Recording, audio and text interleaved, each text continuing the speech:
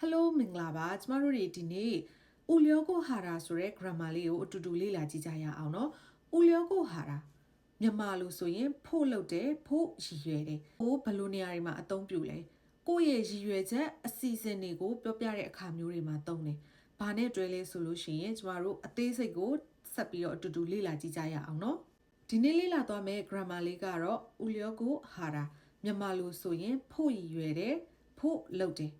သူက verb တွေနဲ့တွဲတယ်အသက်ပါရင် verb အပေါင်းဥလျောကိုဟာရာအသက်မပါရင်တော့ verb အပေါင်းလျောကိုဟာရာဒီ grammar လေးကိုဘယ်လိုနေရာတွေမှာအသုံးပြုလဲဆိုလို့ရှိရင်ကိုယ့်ရဲ့အစီအစဉ်ရည်ရွယ်ချက်တွေကိုပြောပြတဲ့အခါမျိုးတွေမှာအသုံးပြုပါတယ်အဲ့တော့ကျမတို့အသက်ပါတဲ့စကားလုံးလေးတွေနဲ့တစ်ချက်လေ့လာကြည့်ကြရအောင်နော်အသက်ပါရင်ဘာနဲ့တွဲမလဲ verb အပေါင်းဥလျောကိုဟာရာမော့တာဆိုလို့ရှိရင်ဘာဖြစ်မလဲရောတော့ပေါ့မော့တာအသက်ပါတယ်နော်အသက်ပါတော့ဒါကိုဖြုတ်မော့ကိုဥလျောကိုဟာရာနဲ့တွဲမယ်အဲ့ဒီတော့မော်ကူလျောကိုဟာရာ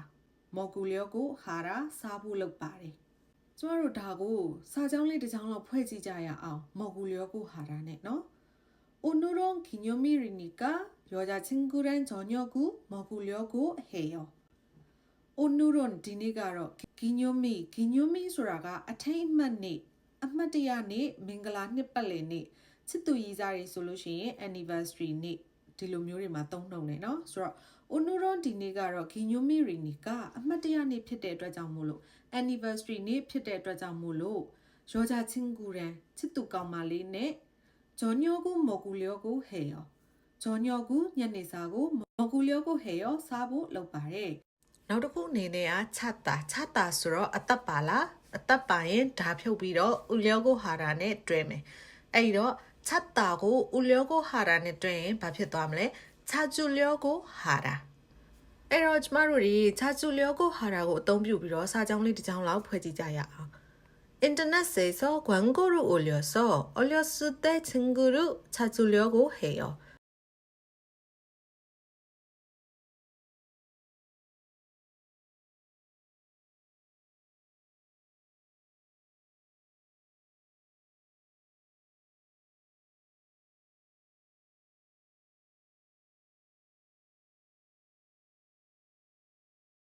ဆက်ပြီးတော့ လျောကိုဟာရာလေးကိုလေ့လာကြည့်ကြရအောင်အသက်ပါရင်ဥလျောကိုဟာရာဆိုတော့အသက်မပါရင်လျောကိုဟာရာ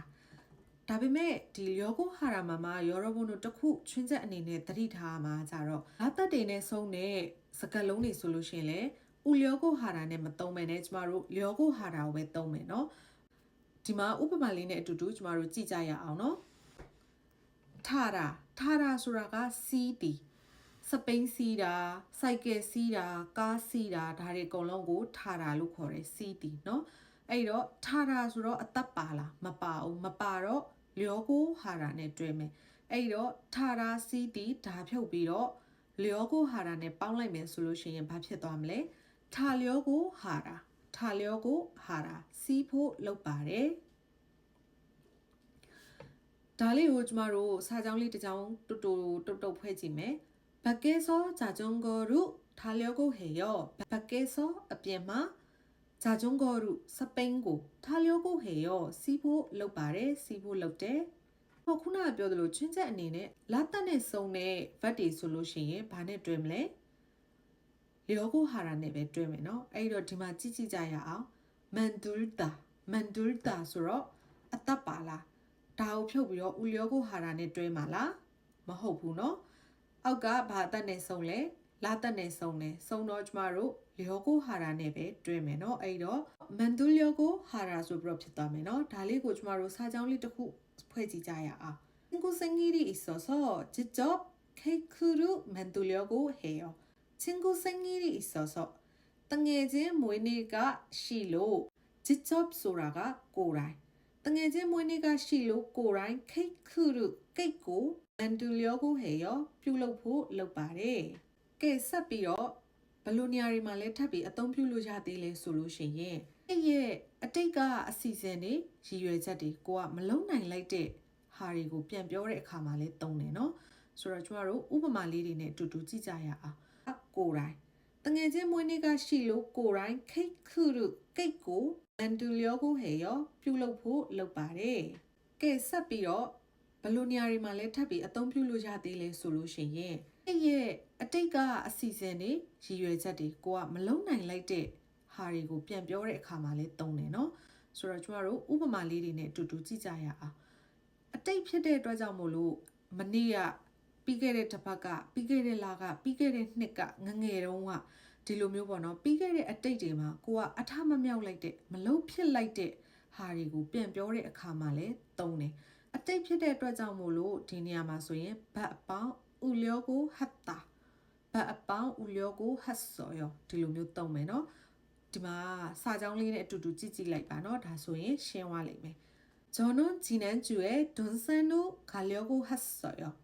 그런데 비가 와서 못 갔어요. 저는 저녁으로 지난주에 삐게레 아빠마 돈산루 가려고 했어요. 땅따포 로케레. 그런데 다음에 비가 와서 뭐가 좋아로 못 갔어요. 마또아난 개부. 아때가 말로피케레 아자우야고 변별의 아치니마 똥도하라노. 만니가 땅따포 로케레.ဒါပေမဲ့မိုးဝရွာလို့မတက်ဖြစ်ခဲ့ဘူးမသွားဖြစ်ခဲ့ဘူးနောက်တစ်ကြောင်းကိုကြည့်ရအောင်저는 샤워로 배우려고 했는데 시간이 없어서 못 배웠어요. 저는 저녁으로 샤워로 배우려고 했는데 샤워로 잉글리시 받아서가고 잉글리시 사고 배우려고 했는데 리라보 럭해비매 려고 했는데 리라보 럭해비매 시간이 없어서 아침시로 못 배웠어요. 리라 난케부. ဆိုတော့အတိတ်မှာမလုပ်ဖြစ်ခဲ့တဲ့အရာကိုပြန်ပြောတဲ့အခါမှာသုံးသွားတယ်เนาะဘုန်းတို့ဒီ grammar လေးမှာတခုသိထားရမှာကြတော့ဒီကအတွဲလေးကိုတစ်ချက်ကြည့်ကြည့်ရအောင်ဒီမှာဗာပေးထားလဲ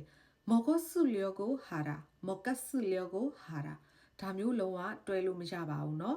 ဘတ်အပေါင်း우려고 하라ဘတ်အပေါင်း려고 하라ပဲအကယ်၍ကိုကအတိတ်ကခွာကောကအကြောင်းပြန်ပြောချင်တာဆိုရင်ခုနကပြောသွားသလို